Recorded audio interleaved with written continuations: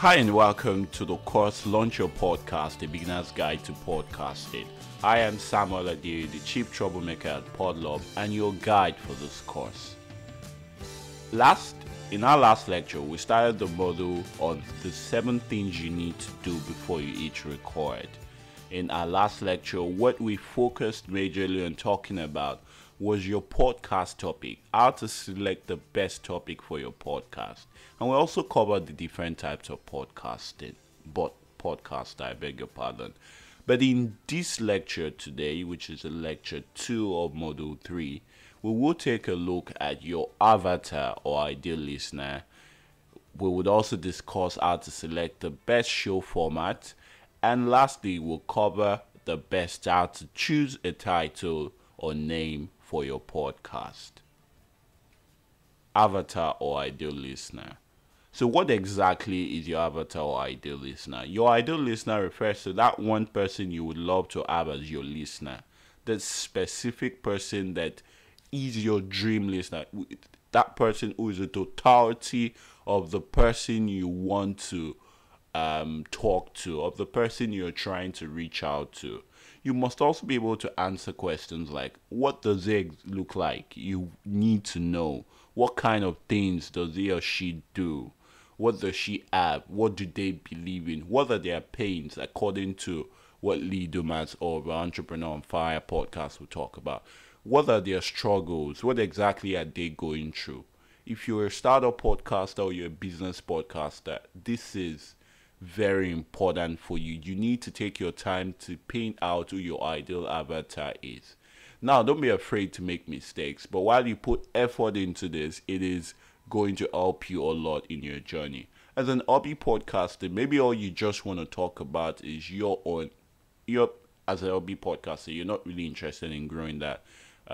It's just an hobby for you. So you might not be, although I advise that you're critical about how you do this and you follow the whole process and take this serious. But then again, for you, it's just all about the fun. So I'm not going to kill that for you. So everyone definitely cannot be your ideal listener. Trust me. The world is so big that one business cannot service all. One business cannot do it all. So when did you start believing that you could reach out to all Nigerians? When did you start believing you could reach out to all Americans? There are only a sizable amount of people. There are over how many billions people in the world?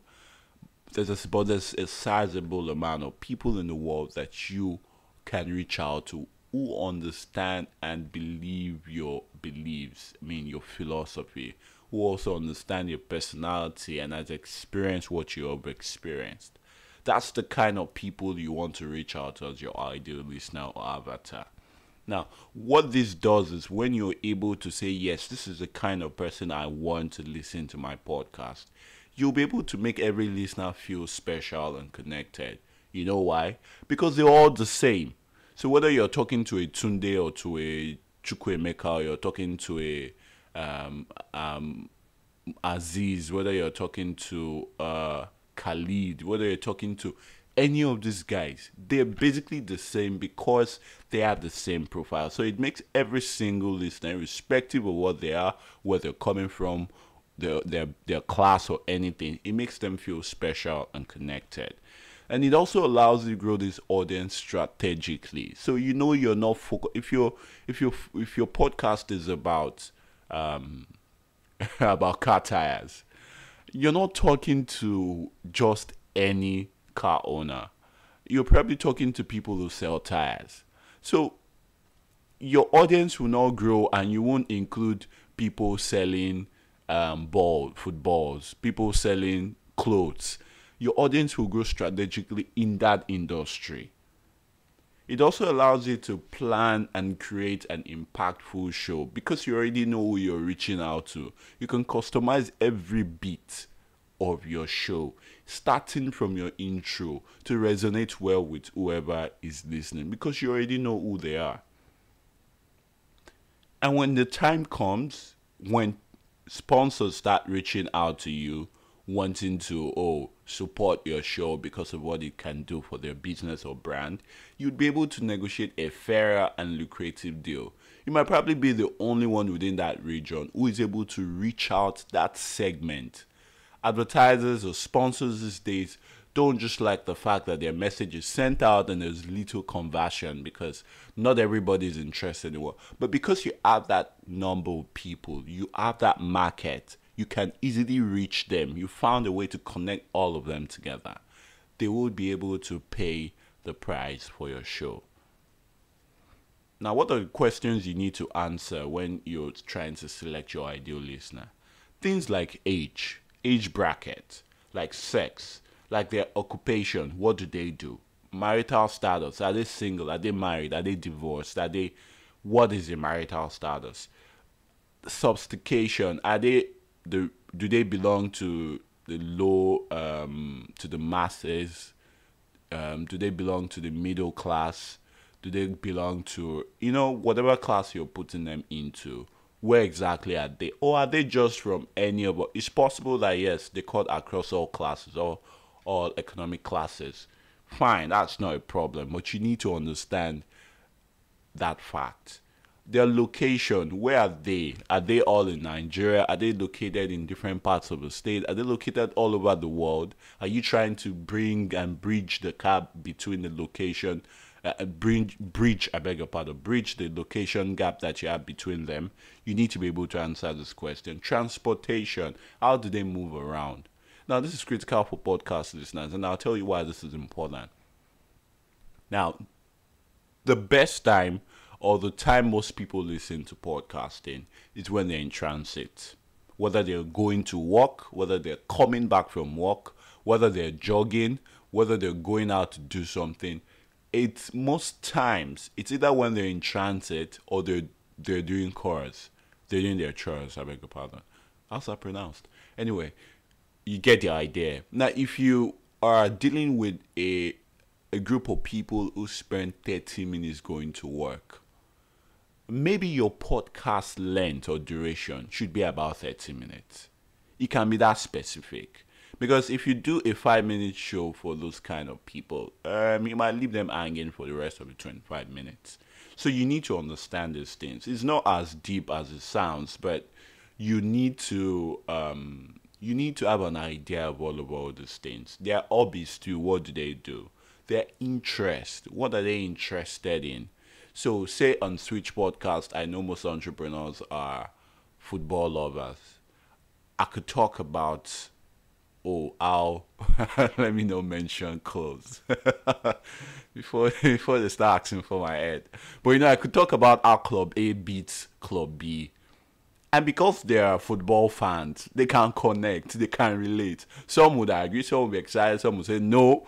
But I've been able to draw some emotions from them. And that is what your podcast should do on a regular basis. You also need to understand their biggest struggle, because this is also the basis. Yes, you've selected a great topic for your podcast, a lot of which has to do with you. But then from your podcast topic, you can have an idea of the kind of people you would be reaching out to. Once you have an idea of the kind of people you'll be reaching out to, reach out to these people in person. That's why you must understand that ideal listener.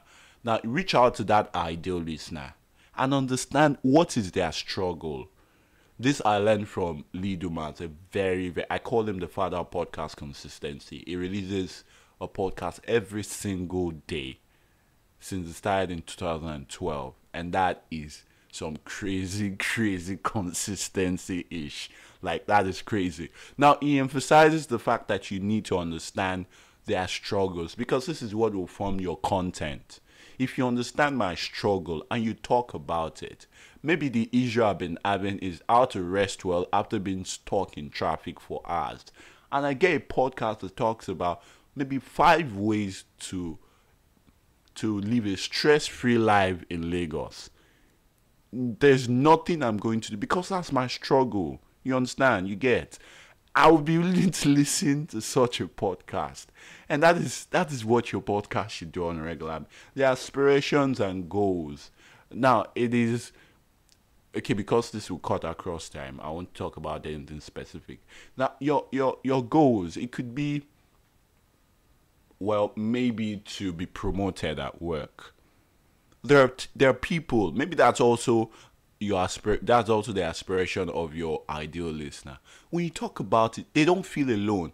They feel there's someone out there who is also going through the struggle with me. They can connect with you, they can relate, and they are stuck with you because you've hit a chord, you've struck a chord within them that resonates well with their personality. So answering all those questions would make every single bit of your content impactful. There's no way you're going to be able to do this effectively if you're not spending some time with your ideal listener. That's my advice for you. Spend quality time with them, with one of them, at least one of them. Talk to that person that you say, okay, this person is someone I think would listen.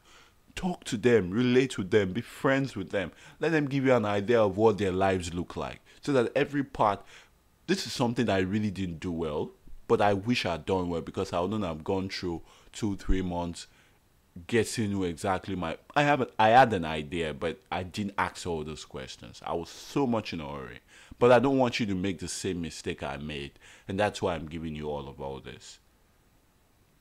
The next thing we will be talking about is your podcast show or format. So you have under this category, whatever, you have questions like, what kind of show or show combination should I use for my podcast? How long should my podcast be? What day of the week should I release my podcast? Should I script it or freestyle? Questions like this will all come out. So you say, hey, Sam, chill. Or Seven, chill. What kind of structure or combination of structures should I use?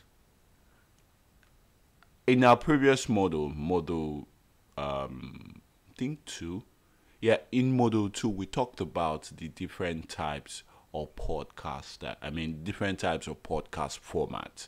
And I remember we talked about the solo show, we talked about the co-hosted show, we talked about the interview-based show. So you need to answer this question. Once you already know who your ideal avatar is, you also know the kind of personality you resonate well with and who you are. You should be able to determine which show would work for you. Maybe you should check out model 2 to understand the different advantages, pros and cons of each of this show. But this is what your show format should basically cover. Now you want to also ask the question of how long should my podcast be? It's really, really up to your avatar. Remember I talked about transportation, how do they move around? Once you can understand how they move around, once you can understand their would I call it audio concentration time, because with audio you don't need them to leave all they are doing to listen to you, but they still have some amount of time where they can multitask, I beg your pardon, do other things and listen to a show. So how long is that time for them? It's really up to your avatar. And of course, it comes down to you. Like, it has to be a win-win situation for you and your listener. As a general rule, based on the experience of Daniel J. Lewis, the man behind the Audacity to Podcast, and data from top podcasts on iTunes, the general rule, which I believe, now there are podcasters who will disagree with this. Some will say, let your show be as long as it should be. The people who would listen to you. But I'm not the kind of person who wants to leave that important aspect of my podcast to time and chance. I want to take control and know exactly the kind of people who will listen. And so I invest my time and resources well in that area. So as a general rule, the less frequent you publish your show, the longer your podcast should be.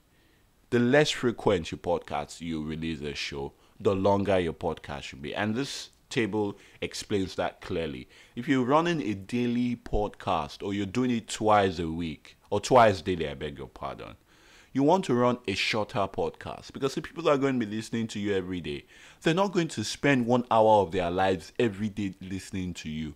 But they can spare 5, they can spare 7, they can spare 9. listening to you every day. So if you're running a daily show or twice a day, between 1 to 15 minutes, I even think 15 minutes is too much. But according to the rule, between 1 to 15 minutes, it's fine. If you're releasing a show once or twice a week, people can give you between 15 to 60 minutes of their time. If you're running a show monthly, I mean, you can't run. I'm just trying to imagine. And also, try and imagine for me, you're listening to a podcast show that is just 5 minutes and it's monthly. What kind of thing is that? Except you're some really, really established person. Maybe you're not hobby podcaster. You're not. You're really established. You're a celebrity. Yeah, people. But I still think people would think that's too arrogant because you could talk longer than that if you're doing them a monthly show. So 1 hour to 1 hour 30 minutes is the show length for such a podcast. So, do you want my advice for podcasting in Nigeria? If you do, man, I'll tell you to do something as simple as this. Podcast weekly. Don't do a daily show. The audience is still new and growing. People really still don't know what a podcast is. I literally have to explain that a lot of times. At some point, I was doing that every day, and that was crazy. So people still don't know what a podcast is. They still don't know. They still don't understand the benefits they can derive from listening to a podcast or even creating one. So you don't want to be doing a daily show or a monthly show. You want to do it weekly. Now, the next thing you also want to deal with, your show should not be less than 10 minutes. According to my advice, this is me giving you based on my 2 years experience in this landscape. This is me giving you advice. You shouldn't be less than 10 minutes and it shouldn't go way above 30 minutes. Maybe they'll forgive you for a 45-minute show, but man, an hour show, oh, no. But above all, what is important is that you speak to your ideal listener. Understand what they want. They might say no. Maybe a 5-minute show is better for them. If that's what they can, and you confirm from one person, you are sure it's not just that person talking. You can talk to another ideal listener just to confirm that again and make sure that it's a true representation of that segment, of that group. Why not? It has to be, again, it has to be a win-win situation between you and your ideal listener. So you can also ask, what day of the week should I release my show? Okay, again, like I said, you have to call a town hall meeting, like a village square meeting, with you and that ideal listener or different people who are represented. It has to be the same person, but you've spoken to different people who are your true ideal listeners at different times. You need to understand what day of the week works for them. Are they too busy throughout the whole week that it's best you release your podcast on a Friday? Or do they want it on Monday when they're about to start their week? Do they want it in the middle of the week? These details, though, are not... In fact, don't be too crazy about this. It could be Sundays, it could be Mondays, it could be Tuesdays, it could be Wednesdays, it could be Thursdays, it could be Friday, it could be Saturday. But when you have access to this information, when you have access to this data, why don't you make the best use of it? I hear some people say Tuesday is the best day of the week, and I see so many Nigerian podcasters aggregating their shows to Tuesdays. I mean, for the single fact that a lot of people are heading in that direction, I'm going to head in a different direction. So my show is on a Friday, and this is because I understand that, well, it's the end of the week. Most of my listeners are beginning to crave for that weekend so that they can focus fully on what they're doing for their businesses, off from work, off from other things. Some are also most of them are still trying to create a business. So the weekend is a win-win situation for me and my ideal avatar. But you can choose any day. It could be a Sunday afternoon. There are no rules with podcasting, trust me. It's not strict as a radio show or anything. So should I script my show or freestyle. It depends on the tone of your podcast. If your show is comedy like, you can't script a comedy, right? You can't say this is what I'll say, then people will laugh here. And then I'll say this one, and they will laugh. That's crazy. You can't do that. So if your tone is tending towards the entertainment kind of thing, freestyle. If you're tending towards the academic, you're tending towards a more serious kind of thing, then you want to script your show. The less you script your show, understand that the less natural, the less opportunity the less you script your show, the more natural you are, the more authentic you are. The more you script it, the less authentic. So too much of everything or anything can be bad. So you need to find that balance for you. But whether you're scripting or you're freestyling, still have an outline. Sometimes if you create a show that should have been for 15 minutes and you're doing it for 30 minutes, people will lose interest because they understand that maybe they already got all your points at the 15th minute of your show. And for the next 15 minutes, you are just rambling because you don't have a plan. Or you had the plan, it was in your head, and you forgot about it. That's not going to grow your audience. So, the last thing we'll be discussing for this lecture is your podcast title or podcast name. What is your name? Like you're meeting a stranger today. The very first question you would ask a stranger, or you would want to know, is what is his or her name? You need to know. That's the only means by which you can identify that person. That's the only means you can tell other people that you met. You can say, I met a man that was doing this. Okay, did you try and get his name? No. That's not smart. So picking a name can be tricky. Trust me, it can be as tricky as selecting your podcast topic. But nothing goes beyond brainstorming. If you brainstorm, write down all the names that come to your mind, patch it through people, friends, and family, and patch it through your ideal listener. Does the name resonate well with them? I mean, it's important that you treat this. Does that name resonate well with you? Like, if you're dealing with an ideal listener whose biggest interest or who they're just basically football fans.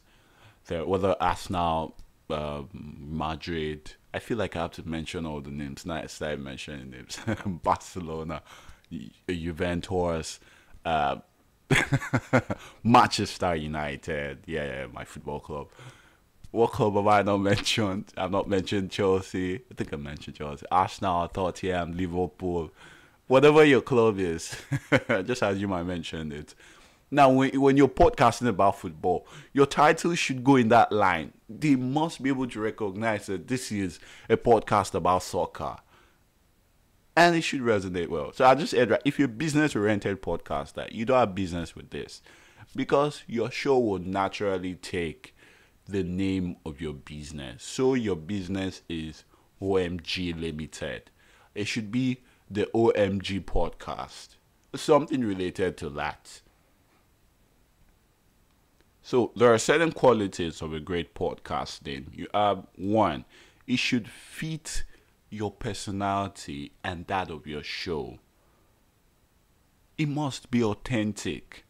Don't go choosing some German name for a podcast that is focusing on Nigerians.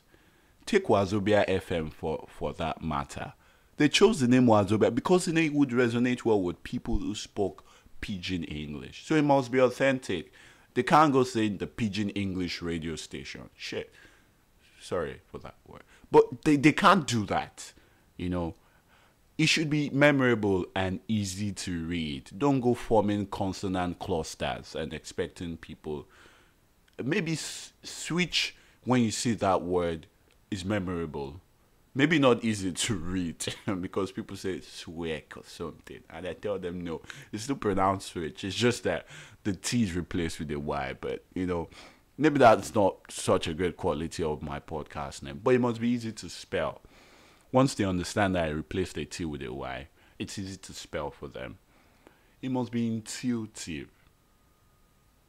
The best shows are the ones with intuitive. Although this is really not, I mean, there's a Cliff Ravenscraft show, and if you don't know who Cliff is, then there's every chance you don't know it's about podcast and his whole life, his journey. Sometimes he shares that.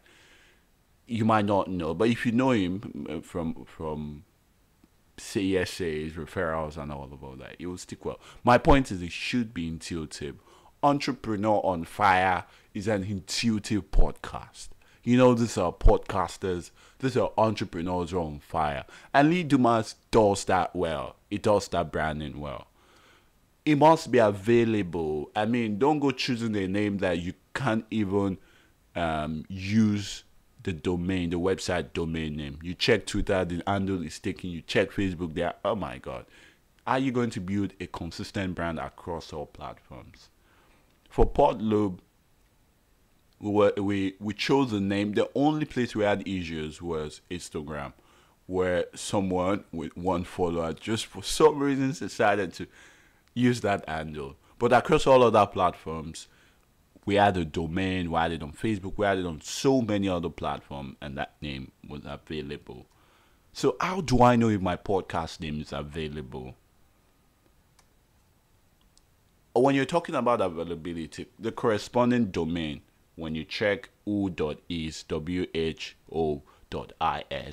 is a domain available.